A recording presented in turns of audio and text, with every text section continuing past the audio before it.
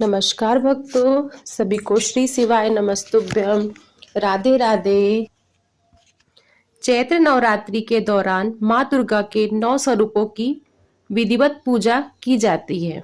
ऐसे में नवरात्रि का दूसरा दिन माँ ब्रह्मचारिणी से संबंधित है। इस दिन माँ ब्रह्मचारी की विधिवत पूजन करने के साथ साथ व्रत कथा कही जाती है।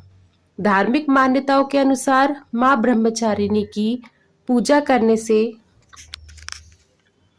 जीवन में धैर्य, साहस और तप की शांति का संचार होता है। इसके साथ ही जीवन से आलस्य, क्रोध, स्वार्थ और ईर्ष्या जैसी नकारात्मकताएं दूर होती है।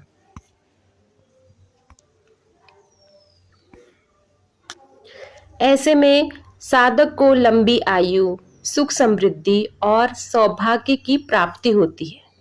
अगर आप चैत्र नवरात्रि के दौरान माँ ब्रह्मचारिणी की विधि विधान से पूजा कर रहे हैं तो इनके व्रत की कथा का पाठ अवश्य करना चाहिए।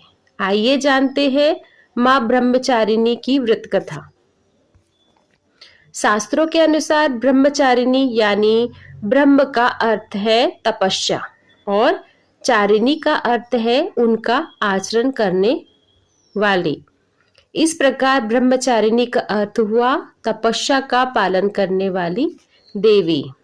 माँ ब्रह्मचारिणी का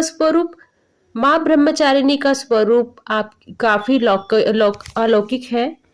माँ शांत अवस्था में तप में लीन है। तपस्या के कारण उनके मुख पर तेज रहता है।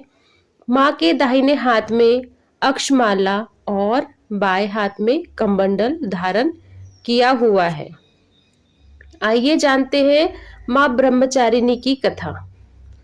बोल माँ ब्रह्मचारिणी की जय।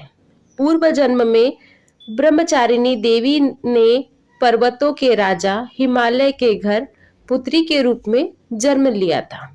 साथ ही नारद जी के उपदेश से भगवान शिव को पति रूप में प्राप्त करने के लिए घोर तपस्या की थी। इस कठिन तपस्या के कारण उन्हें तपचारिणी अर्थात ब्रह्मचारिणी नाम से भी जाना गया है। 1000 वर्ष तक उन्होंने केवल फल फूल खाकर बिताए और 100 वर्षों तक केवल जमीन पर रहकर शाक पर निर्वाह किया। कुछ दिनों तक कठिन उपवास रखे और खुले आकाश के नीचे वर्षा धूप के घोर कष्ट सहे।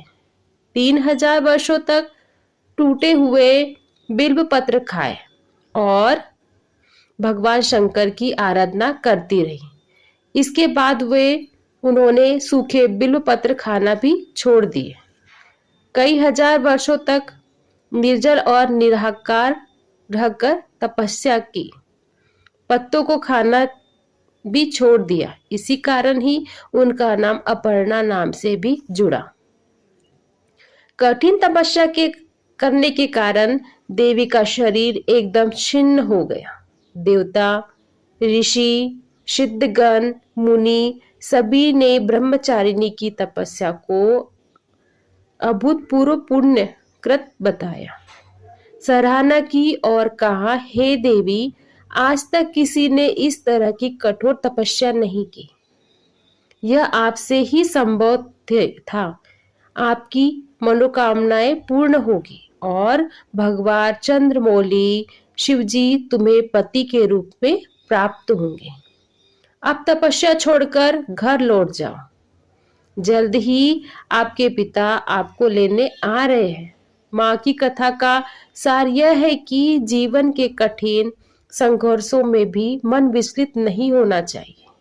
माँ ब्रह्मचारिणी देवी की कृपा से सर्व सिद्धि प्राप्त होती है। बोल माँ ब्रह्मचारिणी की जय।